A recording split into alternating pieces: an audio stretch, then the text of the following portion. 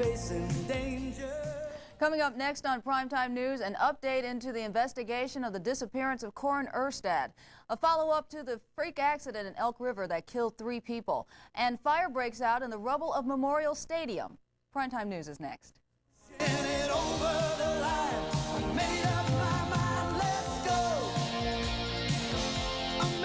I'm John Hines from today's Hot Country, K102, inviting you to join me this Sunday night at 8 o'clock on Receptive Channel 9 for great country videos from today's hottest country stars and a chance for you to win tickets for free.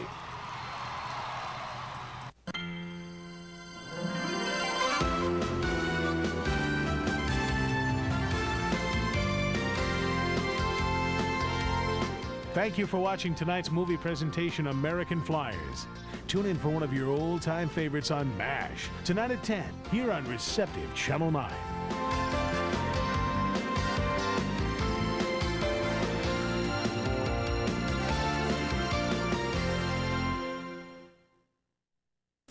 Thanks for watching KMSP Receptive Channel 9.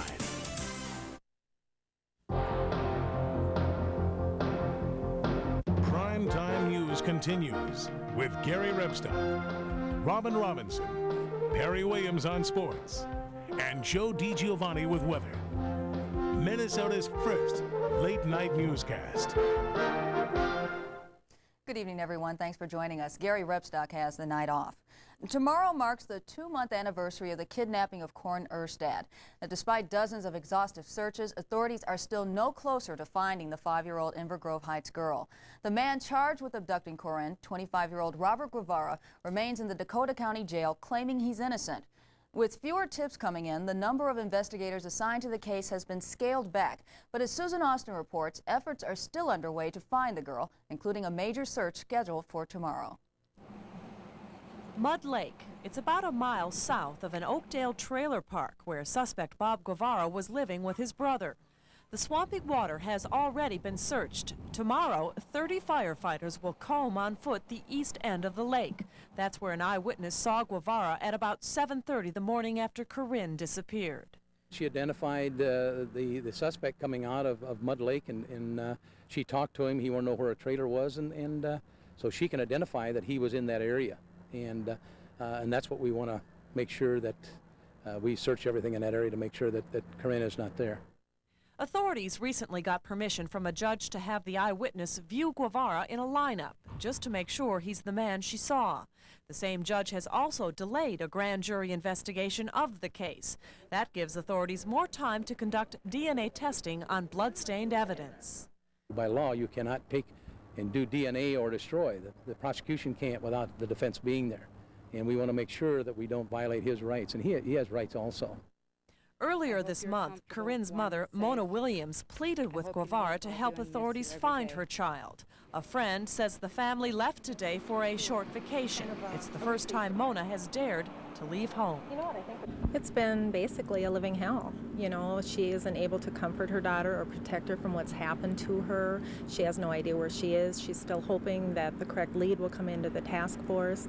But the once busy command center where 60 full-time investigators worked round the clock is now just a fire hall. Operations have been moved to the Inver Grove Heights Police Department, where only 10 investigators are now working. I think that's the sad part, is we cannot find her after all that work. And there's been probably over 1,000 leads have been checked out. And we're still checking out and doing searches, and we still haven't found her.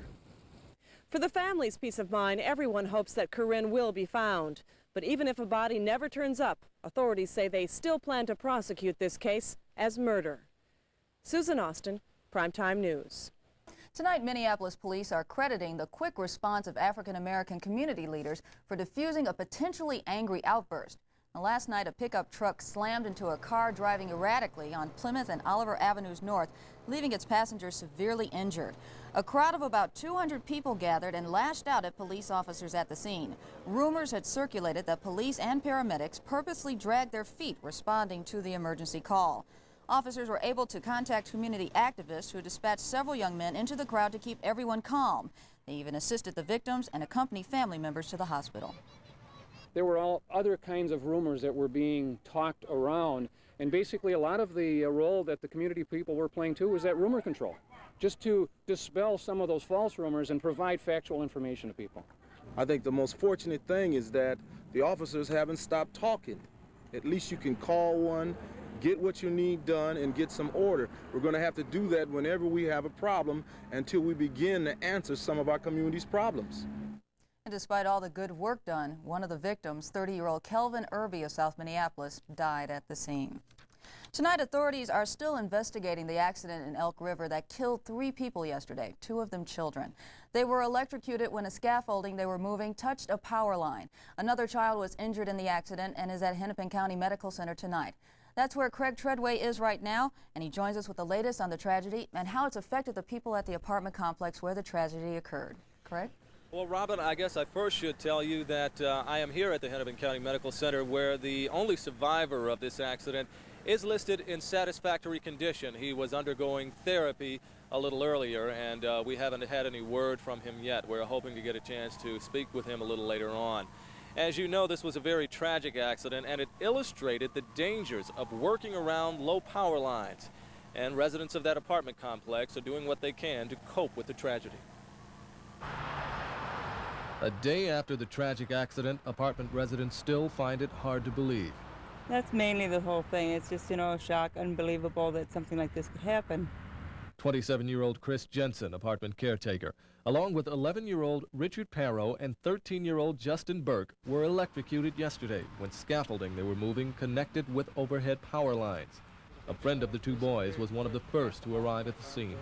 I was sitting on my deck and I saw my 3 friends laying on the ground and the caretaker laying there. One of my friends was sitting up, so he was all right. A third youngster, 12-year-old Joshua Grant, was also hit by voltage and seriously injured. Chris Jensen and his wife had only been at the complex 2 months. He was described as a hard worker who will be missed. Did a lot of stuff for the apartment building.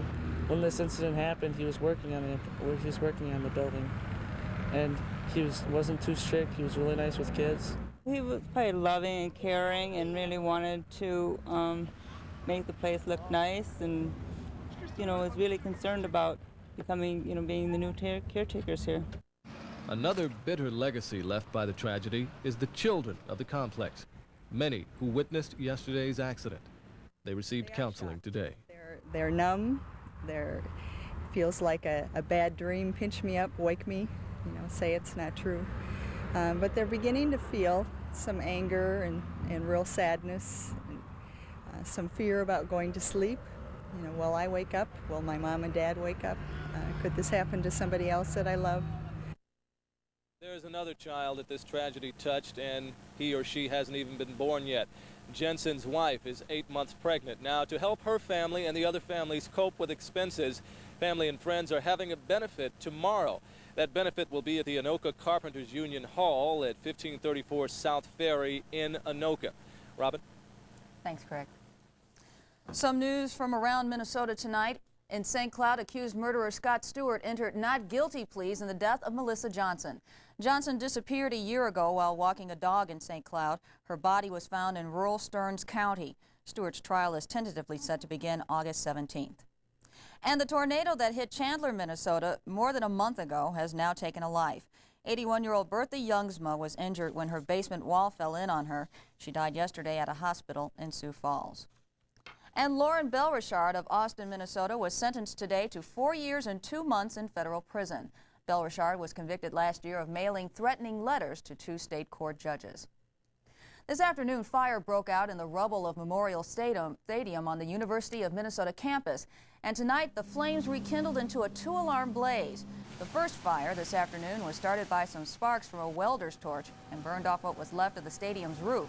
Construction workers have been busy for a week raising the 68-year-old stadium. Today's fires weren't the only excitement at the stadium. A time capsule was uncovered as well. Workers were removing the 1924 cornerstone near the University Avenue side of the building and saw a copper plate embedded in it. When they tapped on it, they realized it was hollow and opened the plate to find a 12-inch by 8-inch sealed box. Now, what's in the box is a mystery until it's opened. A ceremony is tentatively scheduled for Monday morning on Northrop Mall. Well, it's time for our first look at tonight's sports, and here's Gilly.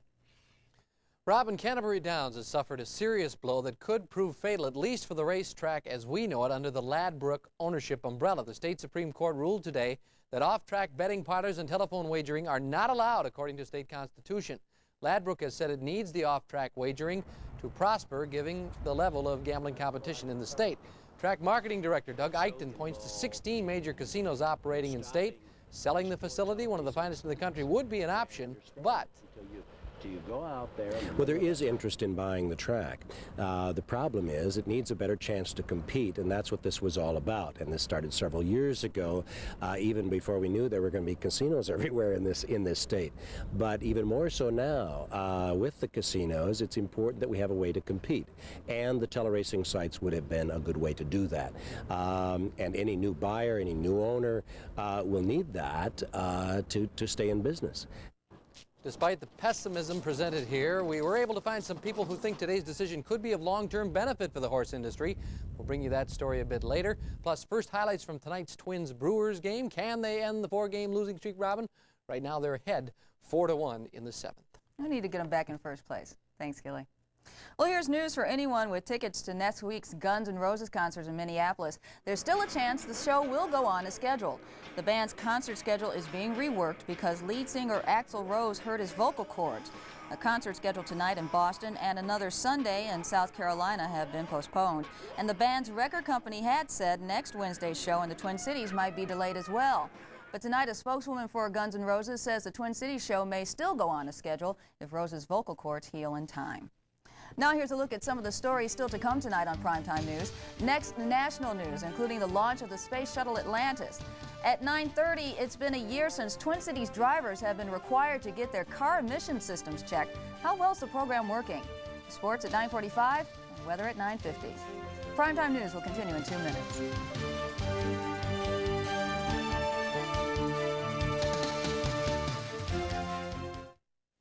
Oh, you should have been here yesterday. Oh, gosh, I was sitting there. Didn't have a line with me, just some string and a safety pin. Up beside the boat comes one of them dinosaur fish. Huge. This thing is as big as, well, an economy car, for instance. You can't believe everything. That close. I got a bologna sandwich. He's eyeing it. I'm thinking, you like bologna, huh? I hope that sucker liked that.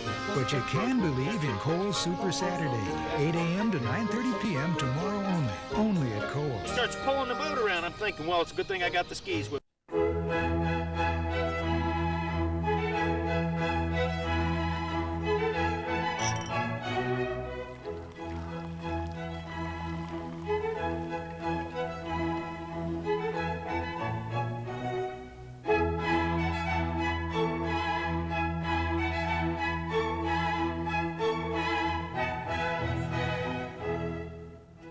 Whatever the occasion, we'll capture the mood, discover the Lowell Inn.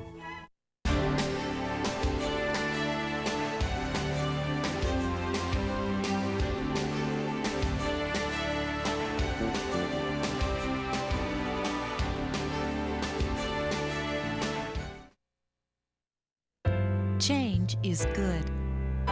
That's why you'll like the changes that the Jenny O line can bring to your life. At a price that's a nice change too. With everything from lean turkey bacon and ready-to-slice turkey breasts to light turkey franks and a versatile ground turkey. So take home Jenny O tonight and take home some change as well. Jenny O, change on your table and in your pocket. True financial success is guaranteed only to those... I was on that fast track to grad school, but I took a different turn and headed for Africa. I joined the Peace Corps. We're turning deserts into farmland. Each one of you has the capacity to achieve greatness. Sure, I'll head off to grad school at some point, but right now I'm learning things they just don't teach you in textbooks. And where in the States you're gonna find a campus like this? Peace Corps, the toughest job you'll ever love. An engine ignition, all 3 engines up and burning. 2, Tonight's the Space Shuttle Atlantis is in orbit. The shuttle took off today with a 7-member crew ready to test a 12-mile cable that will link the shuttle to a satellite. The tether is expected to generate 5,000 volts of electricity when it passes through the Earth's magnetic field on Monday. Roger. Federal aviation officials are still trying to determine what caused a TWA jet to catch fire at New York's Kennedy Airport. The plane caught fire yesterday as it was speeding down the runway for takeoff. The takeoff was aborted and the plane veered off the runway. All 292 people on board got out, but at least 67 of them were slightly injured. Tonight, an investigator says it appears to have been an engine problem that started the fire, but more review is needed. Democratic presidential candidate Bill Clinton is planning an address to the National Bar Association. The speech will be held in St. Louis, a city that appears to be taking on added importance to the Clinton-Gore campaign. CNN's national political correspondent Gene Randall has that story. When Bill Clinton and running mate Senator Al Gore wound up their post-Democratic convention bus tour, they did it with a massive rally in St. Louis. The two men will kick off next week's three-day bus caravan north to Minneapolis in St. Louis. Why the focus on Missouri? I think the Democrats have a serious shot at Missouri, which I don't think they had when they had Mondale and Dukakis. Democratic Party officials do indeed consider Missouri a battleground state. The same is true for Kentucky, North Carolina, Louisiana, and Georgia. All five went for George Bush in 1988. Bill Clinton and Al Gore will count on carrying their home states of Arkansas and Tennessee as well, as they try to break a GOP grip on the South. It adds up to what Democrats hope is a pattern. 4 years ago, everybody was talking about the Republican lock on the Electoral College. Well, the Democrats have found the key. They've opened the lock and thrown the lock away. The whole map is open to the Democrats. And with polls in California showing Clinton far ahead of George Bush, California has 20% of the electoral votes needed for a win in November, Clinton strategists may have more time to focus on the all-important Rust Belt and such important states as Pennsylvania, Ohio, Michigan, and Illinois, which all supported George Bush 4 years ago. If the Democrats can put that block together and add them to a new Democratic base in the Pacific West, that adds up to a good, solid Democratic Electoral College victory. Illinois voters gave Clinton a warm reception when the campaign buses rolled into that state. The same was true of Ohio and Pennsylvania. Michigan is on Clinton's schedule next Friday. Republican pollster McIntyre also sees trouble for George Bush and an opportunity for Bill Clinton in New England. A lot of disaffected Republicans who now call themselves independents. He sees Clinton getting more than just Democratic linchpin state, Massachusetts. I would now give Vermont to Bill Clinton, and I think Clinton can, honest to God, compete in Maine and Connecticut. In short, Democrats this year are hoping to offer a new page in Electoral College history. Bill Clinton, meanwhile, continues to ride high in the polls. His advisors feel he is on his game. But polls change, and there is no one in the Clinton camp who doubts that George Bush will get a political bump from the Republican National Convention, that the race will get a lot tighter, that this week's numbers are in fact just that, this week's numbers. Gene Randall, CNN, Little Rock. The Clinton campaign says the candidate may visit the annual Farm Fest in Austin, Minnesota next Thursday. Clinton is reportedly looking into a Farm Fest visit, but nothing is definite yet. In California today, President Bush called for reforms to get people off the welfare rolls. But CNN reporter Charles Bierbauer says both Bush and Clinton say the old approaches to welfare need to be changed. We need to say, get a job or get off the dole. White House officials say their objective is to reform welfare to keep people from getting trapped in the system. Officials say the bulk of welfare recipients are in the system for 8 or more years. Democrat Bill Clinton sets a similar goal, turning welfare into workfare. I say to you, we ought to end welfare as we know it. It ought to be a second chance, not a way of life. But to do it, you have to liberate people. You have to educate them and train them and liberate their kids. The Bush campaign, in its daily assessment of Clinton's record, says Arkansas has a ballooning welfare bureaucracy. The president's own effort has recently concentrated on waiving federal regulations so states can try their own ways to reform welfare and spend state and federal money more efficiently. We're allowing states to decide if it's time to say no more money. If you have another child, let some try that. Welfare professionals and advocates see some overriding needs. I mean, what this speech really says is this is an important issue, but I'm going to pass the buck to the states. And we'll go along with things the states may want to experiment with, but I don't really have any bold ideas myself. The single greatest need to reduce welfare and welfare dependency, in my opinion, is a healthy economy. An economy that has jobs available and creates jobs for people who are dependent on welfare or in poverty. Like many other problems, that comes full circle back to the president's underlying problem in this campaign, the economy. And if President Bush thinks the answer to welfare lies in jobs, he has one huge problem, because the economy during his administration has not created them fast enough. Charles Bierbar, CNN, Riverside, California. Joe DiGiovanni will be here in a moment with your first look at tonight's weather. Primetime News will return in 2 minutes.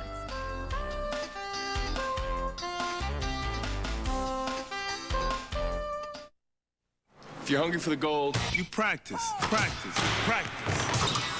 If you're just hungry, you go to McDonald's. Where, for a limited time, you can get a big, beefy triple cheeseburger. For a big guy, like myself.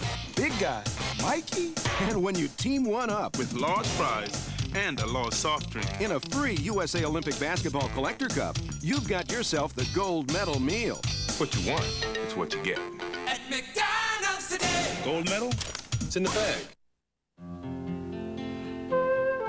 Nature provides the finest fruits and their juices. NutraSweet provides the sweetness and only 7 calories per teaspoon. Smucker's provides the quality and care. Smucker's Light. Taste all the fresh fruit flavor of Smucker's in a new light.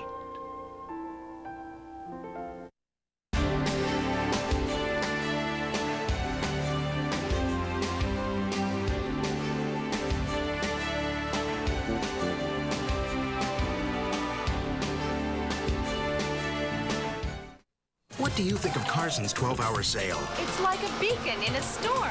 Exactly.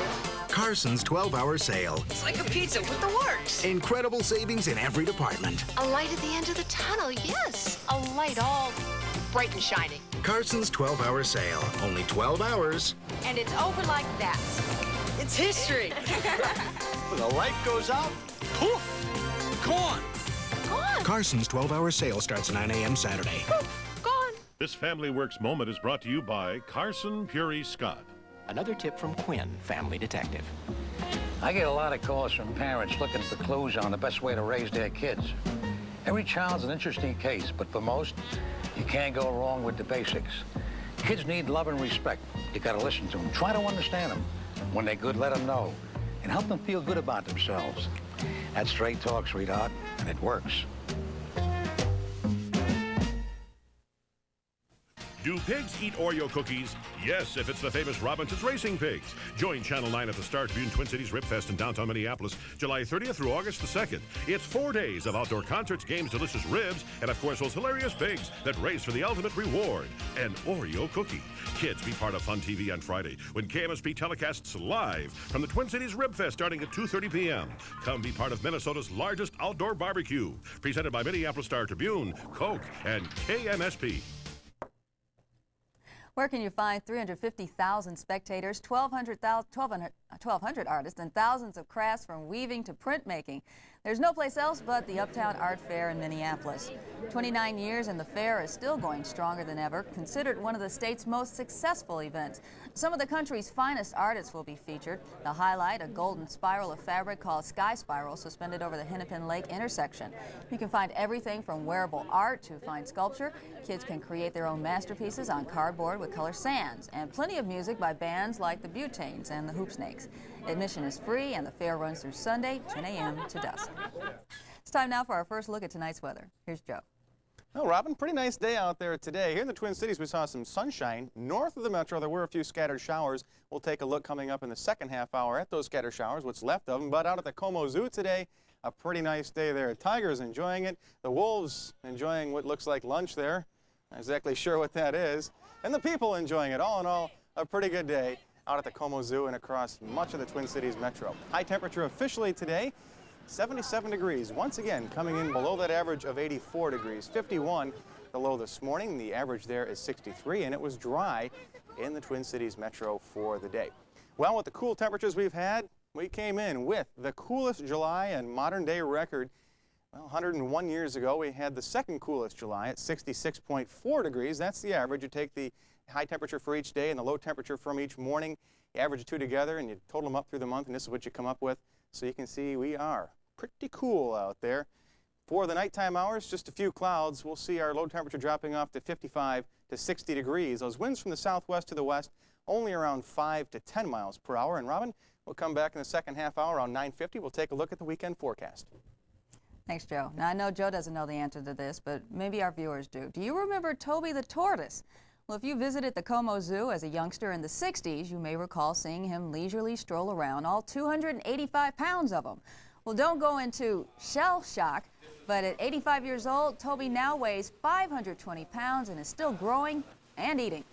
He's been an honored guest at the Como Zoo for the past 4.5 months, making new friends and seeing old ones like Mayor Jim Scheibel, and meeting his replacements, baby tortoises from the Galapagos Islands. Zookeepers are making plans to return Toby to his current home at the Honolulu Zoo next week via Northwest Airlines, presumably on a jumbo jet. Primetime News will continue in just a moment.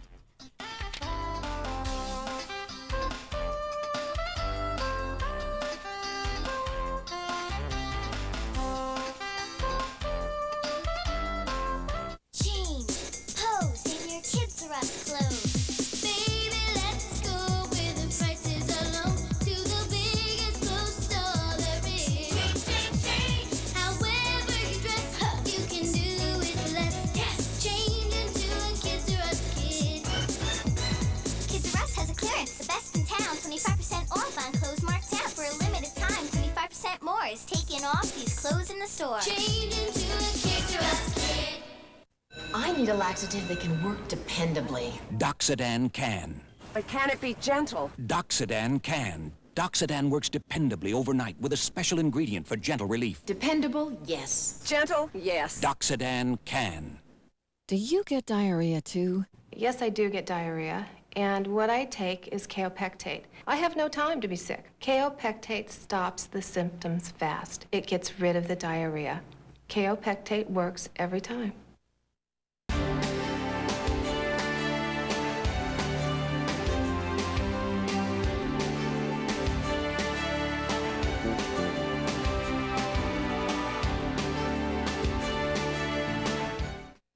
So, you got a new muffler today, huh? Mm-hmm. You go to the discount place like I did. I decided quality was just as important as low price, so I went to CarX. CarX? They had the exact muffler I needed. Well, yeah, but and listen... And a lifetime guarantee. Yeah, but... But how much did it cost? Yeah. See for yourself. That's less than I paid. Exactly. Rattle, rattle, thunder, clatter, boom, boom, boom. Shh, don't worry, call the CarX man. If you'd like to make an immediate computer acquisition with no immediate expenditure, proceed to Best Buy within the 7-day period. Liquidate no assets and pay no time value of money charges for 182 days on comprehensive data processing systems, interactive productivity enhancer, graphical composite output unit, illuminated information display, and peripheral enhancement module. No expenditure and no time value of money charges for 182 days on data processing unit supplementary mechanisms. This 7-day period at Best Buy. Primetime News continues with Gary Rebstock, Robin Robinson, Perry Williams on sports, and Joe DiGiovanni with weather. Minnesota's first late-night newscast. Our top story, authorities are still investigating the accident in Elk River that killed 3 people yesterday, 2 of them children. They were electrocuted when a scaffolding they were moving touched a power line. Another child was injured in the accident and is in HCMC tonight. Reporter Craig Treadway is trying to get an interview with Josh Grant, the injured boy, and we'll have that report for you in just a moment. Now, in medical news, some California researchers say they developed an experimental vaccine that could prolong the lives of skin cancer patients. Doctors at the John Wayne Cancer Institute claim they've treated people who had malignant melanoma. That's the most lethal form of skin cancer. The researchers found that the patients who received the drug lived an average of 23 months after diagnosis. Most skin cancer patients only live 6 to 8 months. And in UCLA, researchers have found anatomical differences in the brain structures of homosexual and heterosexual men. And they say the discovery supports the theory that sexual orientation is not a matter of choice, but rather it's a function of biological design. In autopsy studies, the brain structure called the anterior commissure was found to be 34% larger in homosexual males than in heterosexual males. The researchers think that hormone activity before and after birth determines brain structure and sexual behavior. State officials say air pollution in the Twin Cities isn't as bad as it could be thanks to the year-old vehicle inspection program. That program requires all cars, vans, and pickup trucks in the metro area to have their emissions checked annually. After its first year, the program has cut carbon monoxide pollution by an estimated 27,000 tons. Jeff Ballion reports on what's ahead.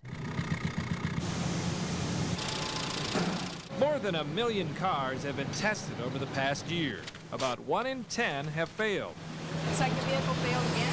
Just want to drive around to the left there and lock an office and bring in all receipts you have. Those that flunk are the worst polluters. They usually need some sort of repair in order to pass the emissions test. And on average, those repairs are costing about $75. The public benefits because they get better gas mileage and we improve air quality, so it's a win-win for everybody.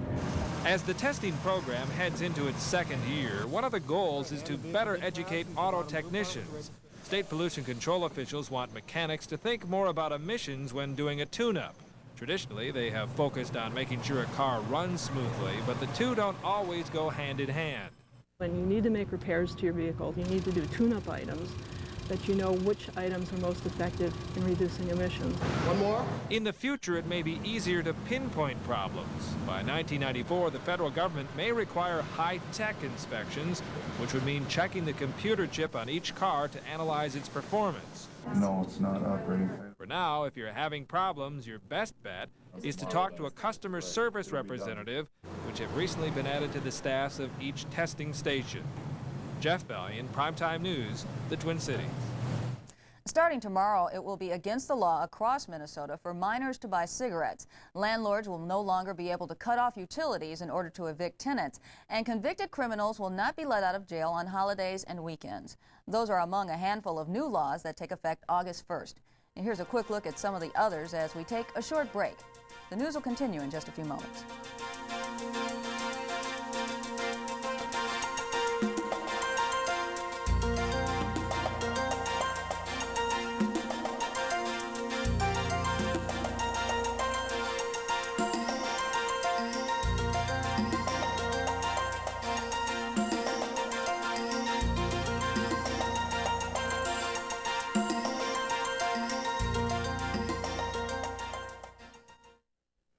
J.J. Vanderson Companies provides advanced entertainment systems for your home entertainment and theater systems with surround sound, high-tech quality home security systems from Vantage, or the ease of Vantage Vac central cleaning systems.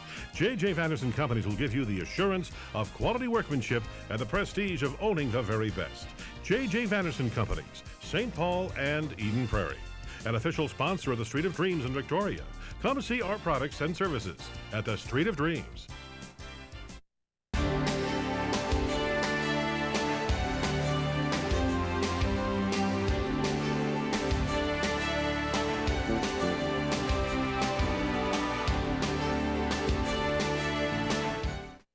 What do you think of Carson's 12-hour sale? It's like a beacon in a storm. 12 hours of incredible store-wide savings. Only 12 hours. And it's over like that. Carson's 12-hour sale starts 9 a.m. Saturday. Exactly. This Family Works moment is brought to you by Carson Puri Scott. Another tip from Quinn, family detective. It was the baffling case of the busy family. With both parents working and a pair of active teenagers, it was a mystery they ever saw each other. But they solved the puzzle by setting aside some special family time. A meal, a game, an outing, and everybody agreed to show up no matter what. Give it a shot. It could be an open and shut case for you, too. What do you think of Carson's 12-hour sale? A light at the end of the tunnel, yes. 12 hours of incredible store-wide savings. Only 12 hours, then... Poof! Gone! Carson's 12-hour sale starts 9 a.m. Saturday. Gone.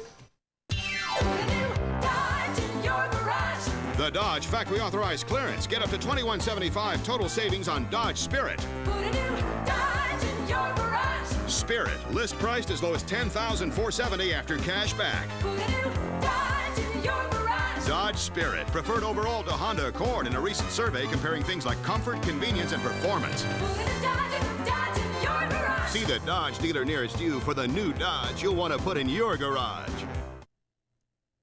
Bad weather is preventing rescue teams from reaching the site of a plane crash in Nepal. The Thai Airway jetliner slammed into a mountainside during a storm. 11 Americans were aboard the 113-passenger flight. Officials don't think there were any survivors. Hundreds of soldiers are trying to get to the wreckage, but torrential monsoon rains are making for rough going. And Chinese officials say at least 100 people have died in a plane crash at one of its national airports. The plane burst into flames shortly after takeoff and went down about 600 yards from the runway. 26 other people on board were injured. Officials are calling today's fighting in Bosnia-Herzegovina the worst daylight attack by Serbian forces in weeks. At least 8 people were killed and dozens were wounded as Serb artillery units unleashed a heavy mortar barrage on the capital city of Sarajevo. Two shells hit at the airport where the international relief supplies are pouring into the besieged city. That forced relief flights to be suspended for several hours. Mortar shells also fell in the downtown area, damaging the presidency and parliament buildings. President Bush is sending 2,400 troops to Kuwait over the next 3 weeks. The soldiers will take part in a military training exercise with Kuwaiti forces and U.S. Marines. The Pentagon says it will show Saddam Hussein that the U.S. and UN are resolved to make sure Iraq complies with the terms of the Gulf War ceasefire.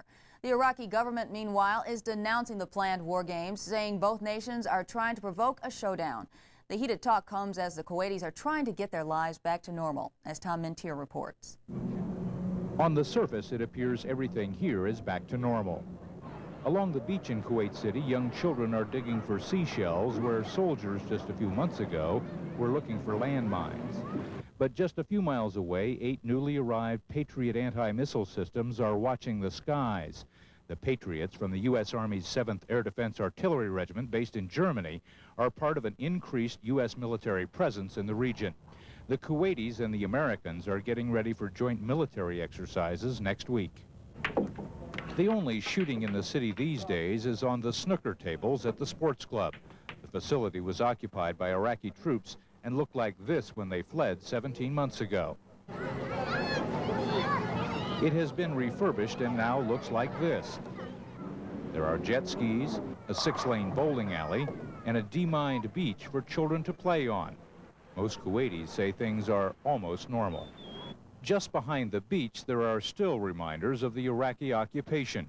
Soldiers were the last tenants in this now abandoned apartment building. The rooms are just as they were the day Saddam Hussein's army fled the city. Cement blocks still frame many of the windows looking over the beach, a beach the Iraqis expected the Allies to land on, a beach that has now been transformed from a war zone to a playground once again. Tom Mintier, CNN, Kuwait City. Tonight in business, the Commerce Department reports the gross domestic product, what used to be known as the gross national product, rose at a seasonally adjusted rate of 1.4% in the second quarter. That's about what analysts had been predicting, and it compares with 2.7% growth in the first 3 months of the year. They're at it again at the battle of the long-distance phone companies. This time, AT&T is offering some people up to $100 in cash to switch back to them and leave the competitors. That offer goes well beyond the $10 or $25 checks or a month of 2 of free calling offered by MCI and Sprint. On Wall Street, the stock market closed higher for the 4th straight day. Investors had their spirits lifted by solid earning reports and low interest rates. The Dow rose roughly 2 points to 3393.78 on heavy trading of 180 million shares. Technology as well as muscle is helping athletes reap gold in Barcelona. Tom Bogdanovich explains how a British cyclist is profiting from one fast bike. The technology that went into Chris Boardman's bicycle made him faster by those crucial Olympic gold seconds. The team at Lotus Design was, of course, delighted, none more so than the bike's inventor, Mike Burrows. I've seen the fastest cyclists in the world riding my bicycle, which, has been improved by Lotus. This is the original design the medal-winning bike is based on. Burrows spent 10 years on the project, fine-tuning it and trying to get manufacturers interested. The secret of the Lotus Burrows design is streamlining. The carbon fiber single-piece frame and the rider's low position reduce drag to a minimum. Lotus, which spent almost $500,000 on the project, plans to produce a limited number of bikes, priced at more than $6,000. That's too much for the average cyclist. But experts believe carbon fiber technology does have a down-market potential once mass manufacturing techniques are introduced. Between using laser cutters, molds, and ovens, You're talking about being able to pop out high-class bicycle frames pretty much like cookies. It's really about that simple. At a price nearer $1,000, flying road demons may proliferate. Tom Bogdanovich, CNN Business News, London. If you're heading out of town on business or pleasure, you may be interested in what the weather's going to be like at your next destination. Here's a look at what conditions will be like across the country. We'll be right back.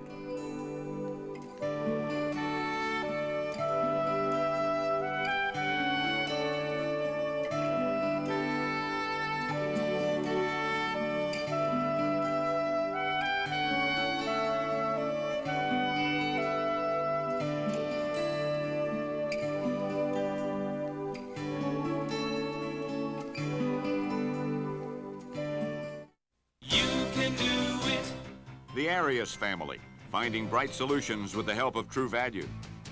And their family is turning to our family for the True Value of the month. See your work in a whole new light with this Master Electrician Trouble Light. The circuit breaker guards against shocks, and it's a real True Value at $7.99. For personal service and low prices, bring your family to ours. You can do it with True Value.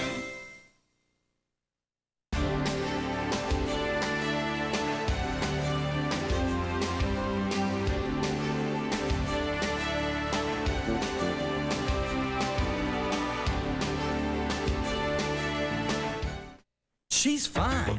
He's fine. Love connection. I'm interested in her mind. Love connection. I like him sweet and kind with a nice behind. Whoa, Chuck, what luck? She's fine. Tell me, Chuck, will I get stuck? Love connection. I'm inclined to get myself aligned with a love so very, very, very fine. New Time starts Monday, August 10th at 10:35 on Channel 9. Bob was going fishing with his buddies, but he got bad news. We're too heavy. The Ford Explorer can't carry 3 guys in their gear, plus Bob and his boat. GMC Truck to the rescue. A Jimmy can carry its 4 guys, plus the boat, plus Bob. Right now, the Jimmy also carries $2,000 cash back, plus $1,300 value package savings. I miss Bob. I miss Bob's boat. Don't leave the fun behind. See your Viking Land GMC truck dealer today.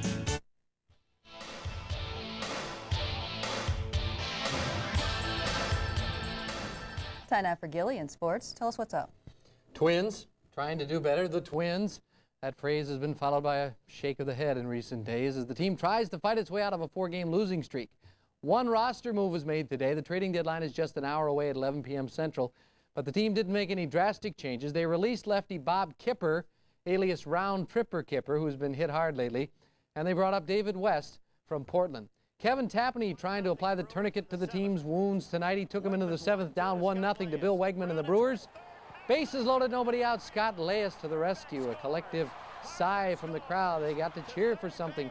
2-run score. Herbeck and Harper come in. Twins lead 2-1. There are a lot of Brewer fans there.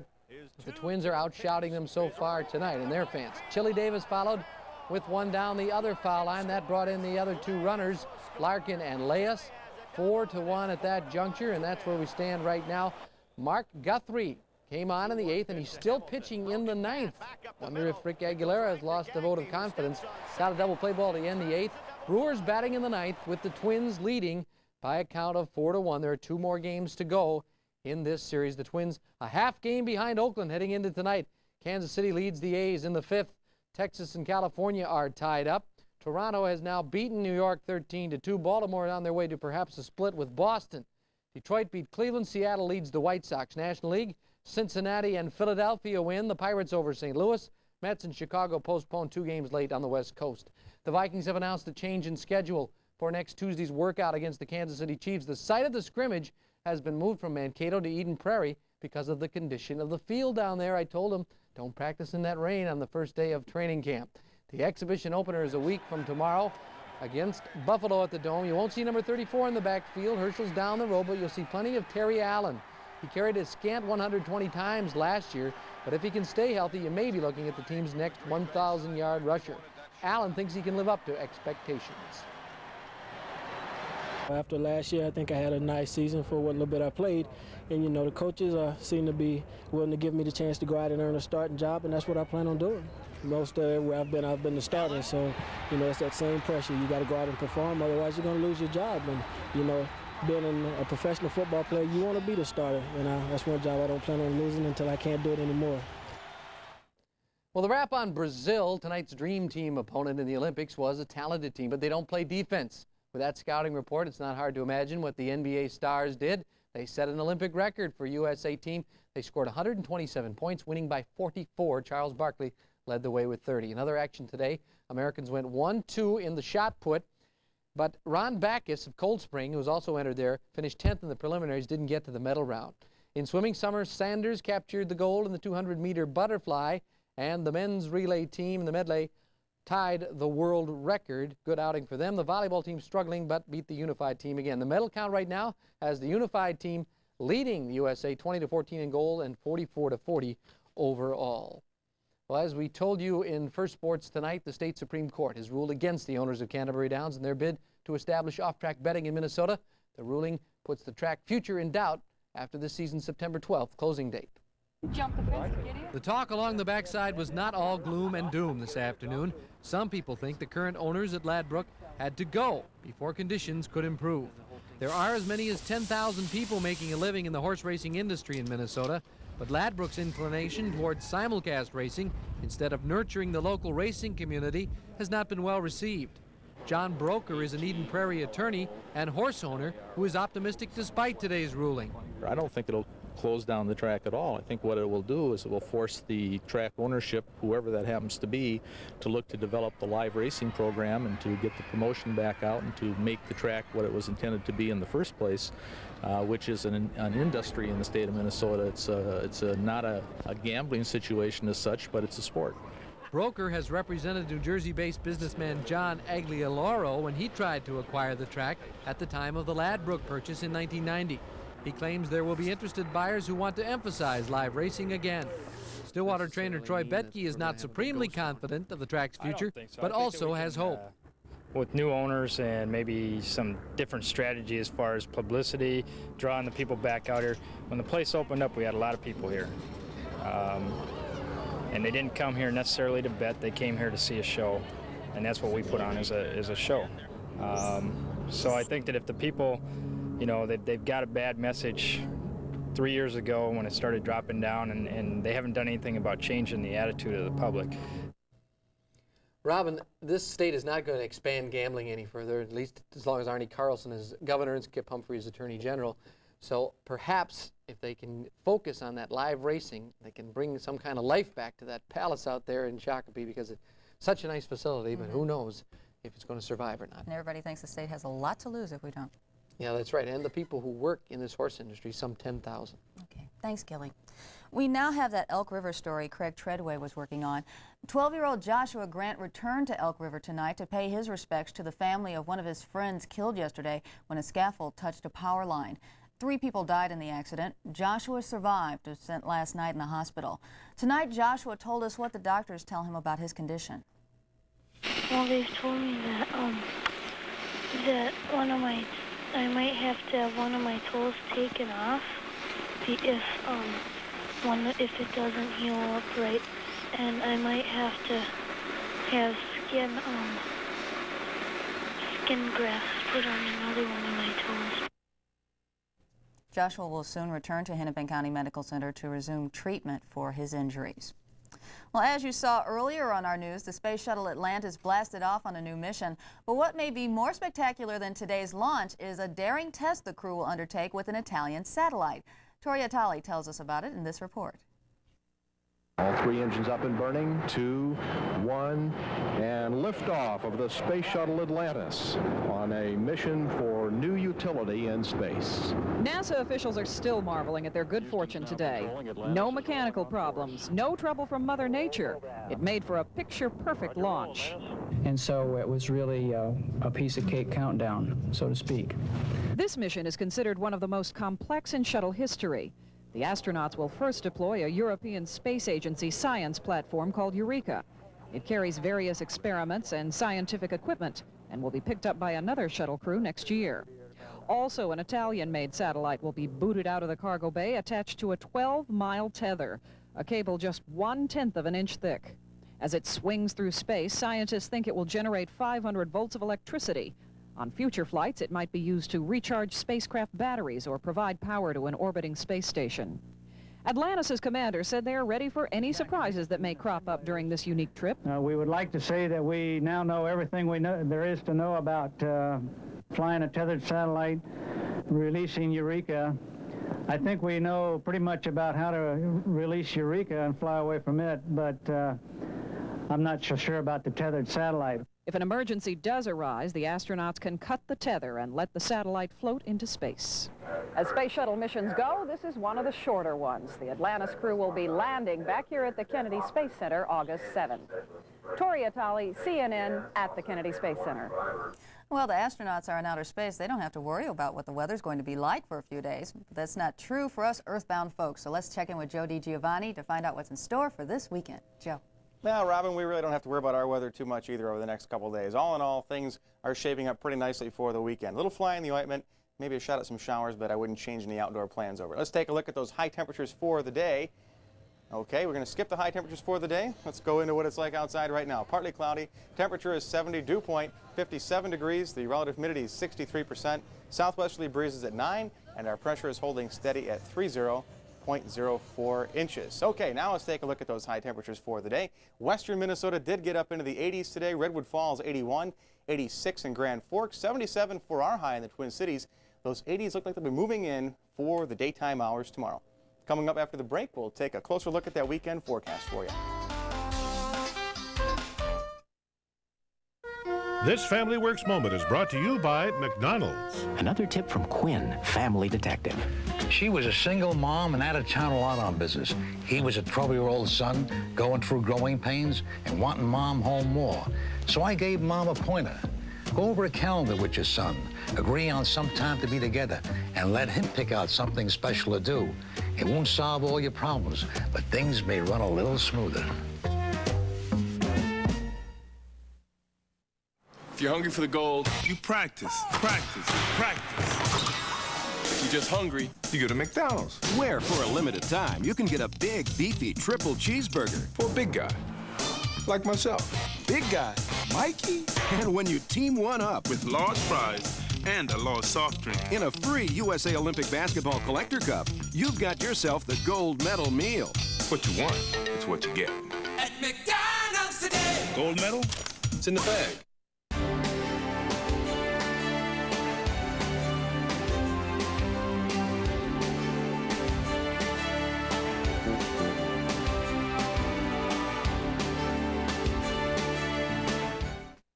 Walmart presents a brand new film from Polaroid. For clear, sharp pictures from your 35mm camera, new Polaroid high-definition color print film. You'll find it at Walmart in value packs in 3 popular film speeds, each at a low Walmart price. With 12 exposures free, new Polaroid high-definition film. A choice of speeds, clear, sharp pictures, and a dozen extra shots. Only at Walmart. Always the low price, always. What did I do this weekend? Had a picnic. Played tennis. Hit the beach with the best Frisbee player. And that was just Saturday. My new Plymouth Duster makes getting anywhere half the fun. Great powertrain warranty. 7 years or 70,000 miles. And with $700 cash back, that's fun even I can afford. So what did I do on Sunday? Washed my Duster. Plymouth Duster is at your Chrysler Plymouth dealer. Check it out, test drive it. You know what I mean. Well, we had a pretty nice day out there. A few clouds building in for the afternoon hours. Taking a look at the satellite picture now, you can see some of the brighter white clouds building. Actually, some showers and some thunder showers out there over the last few hours, and they're continuing to dissipate. Some areas off to the west of the metro and also into western Wisconsin will have to deal with the showers. Let's take a look at live National Weather Service radar now. We'll talk about those showers. There's one area as you get out just off to the west of the metro, and that should be dissipating, like I said. But areas out into the extreme western part of Hennepin County could see a few scattered showers over the next hour or two. Then we won't have to deal with that. Then we get into Wisconsin, you get over toward Colfax. They are looking at some showers. All of that's drifting to the southeast at around 20 miles per hour or so. While across the state of Minnesota, there is a cold front that's going to be pushing from the Dakotas across the state over the next 24 hours or so. It's bringing some shower activity off to the north at the present time. That gives us a shot at some showers by the time we get into tomorrow afternoon, but nothing too bad out there. On the East Coast, you get over toward Mount Holly, New Jersey. 90-mile-an-hour wind gusts with a thunderstorm earlier on today. 2.5 inches of rain in less than 5 minutes and 3/4 inch hail. So some pretty wicked weather on the East Coast. National radar shot showing the showers we talked about, a little overdone here on this picture. Some more showers off to the northern part of the state too, and some heavier storms as you get down toward the Gulf Coast. Still raining, by the way, as you get into New Jersey at the present time. Tomorrow's map, if you're traveling across Minnesota, mild west to northwest winds, 5 to 15 miles per hour. With that front coming down across the state, we could see an isolated shower or thunder shower popping up in the afternoon. But don't change your plans if you're going anywhere like the Uptown Art Fair. All in all, I think the weather is going to cooperate with you pretty nicely over tomorrow and also as we get into Sunday. Temperatures tomorrow, for once, we should be back to normal. We only had 3 temperatures in the 80s throughout the month of July. Looks like we're going to start off the right way in August. Looks like some 80s here in the Twin Cities, 70s if you're heading up north for tomorrow. Tonight's Twin Cities forecast, just a few clouds out there. The western part of the metro over the next hour or so might see a stray shower. That's about it. 55 to 60 degrees will be our low temperature. Tomorrow, partly sunny, maybe an isolated afternoon thunder shower or rain shower popping up. A high of 80 to 85. Robin, that should make you happy there. And tomorrow night, you're very welcome. Partly cloudy, 56 to 61 for the low. We'll take a look now at Sunday. Mostly sunny skies, 77 to 82 degrees. And the outlook for Monday and Tuesday will cool down a bit, but at least it should be dry. Doesn't get any better than this. No, it does not get any better than this. Thanks, Joe. Yep.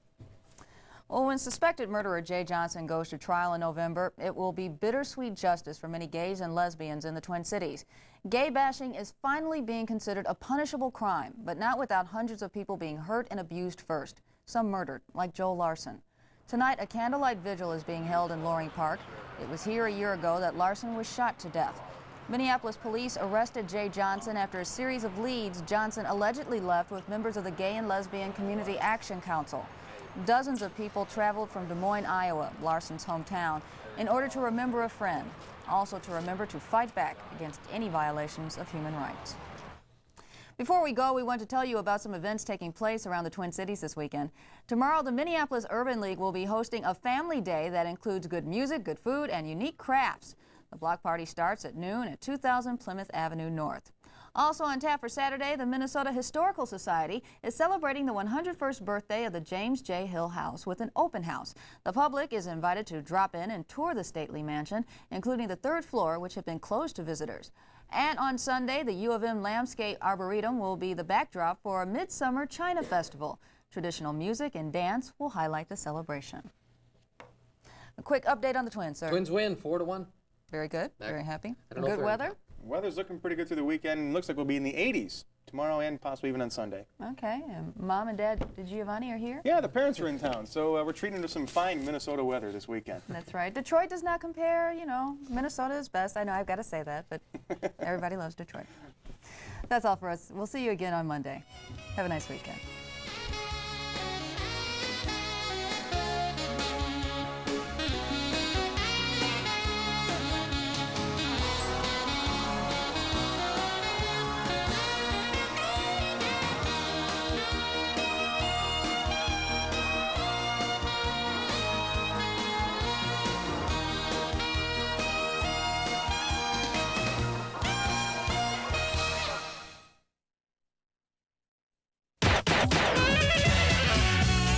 It's not a young thing. It's not an old thing. It's something you gotta see. It's not a girl thing. It's not a guy thing.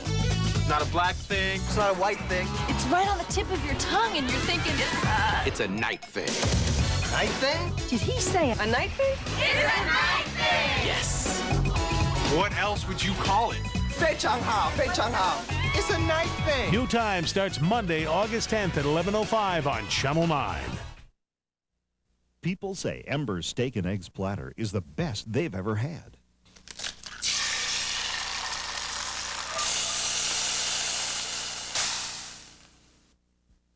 2 farm fresh eggs, 3 buttermilk pancakes, hash brown potatoes, and a USDA choice sirloin steak, only $3.99. Come and see if you don't agree. There's only one place for food this good. Embers. Only Embers. When I say on TV, I guarantee it, That's exactly what it means. If you have any problem, call me, and you should encourage your customers to call me from the store.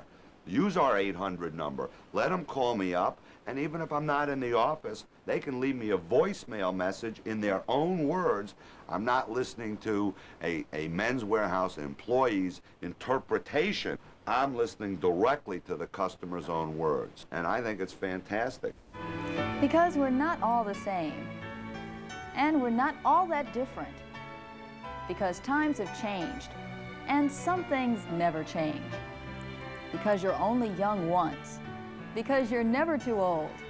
Because family is the cornerstone of all that we are. I'm Robin Robinson. Join KMSP as we celebrate the vitality of the American family. Come be a part of Family Works, only here on Receptive Channel 9.